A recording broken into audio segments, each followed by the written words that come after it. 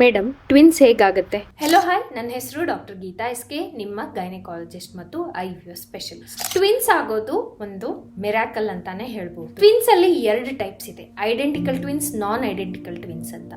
Identical ಅಂದ್ರೆ 2 ಮಕ್ಕಳು same sex ಇರ್ತಾರೆ, ನೋಡೋಕ್ಕೂ ತುಂಬಾ ಸಿಮಿಲರ್ ಆಗಿರ್ತಾರೆ, ಆಲ್ಮೋಸ್ಟ್ ಸಿಮಿಲರ್ ಆಗಿರ್ತಾರೆ.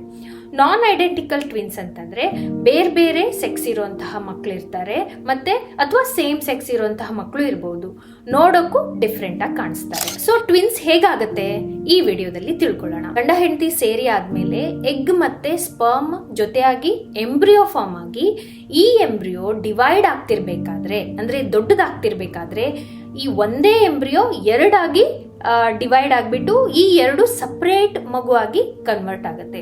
ಇದಕ್ಕೆ ನಾವು ಐಡೆಂಟಿಕಲ್ ಟ್ವಿನ್ಸ್ ಅಂತೀವಿ. ಯಾಕೆ ಅಂತಂದ್ರೆ ಇವು 2 ಬಂದಿರೋದು ಒಂದೇ ಸ್ಪರ್ಮ್ ಇಂದ, ಒಂದೇ ಎಗ್ ಇಂದ, ಅಂದ್ರೆ ಒಂದೇ ಎಂಬ್ರಿಯೋ 2 ಆಗಿ ಸ್ಪ್ಲಿಟ್ ಆಗಿ 2 ಮಕ್ಕಳಾಗಿರುತ್ತೆ. ಸೊ ಇವೆರಡು ಐಡೆಂಟಿಕಲ್ ಟ್ವಿನ್ಸ್ ಆಗ್ತವೆ. ಇನ್ನು ನಾನ್ ಐಡೆಂಟಿಕಲ್ ಟ್ವಿನ್ಸ್ ಅಂದ್ರೆ ಕೆಲವೊಬ್ಬರಲ್ಲಿ ಇದು ಜೆನೆಟಿಕಲಿ ಇನ್ಫ್ಲೂಯೆನ್ಸ್ಡ್, ಹೆರಿಡಿಟರಿ, ಒಂದೇ ಸೈಕಲ್ ಅಲ್ಲಿ 2 ಎಗ್ಸ್ ರಿಲೀಸ್ ಆಗಿರುತ್ತೆ. ಈ 2 ಎಗ್ ನ 2 ಸ್ಪರ್ಮ್ ಜೊತೆ ಫರ್ಟಿಲೈಸೇಷನ್ ಆಗುತ್ತೆ. 2 ಸಪರೇಟ್ ಆಗಿರುವಂತಹ ಎಂಬ್ರಿಯೋಸ್ ಫಾರ್ಮ್ ಆಗಿ 2 ಟ್ವಿನ್ಸ್ ಮಕ್ಕಳಾಗಿ ಬೆಳವಣಿಗೆ ಆಗುತ್ತೆ.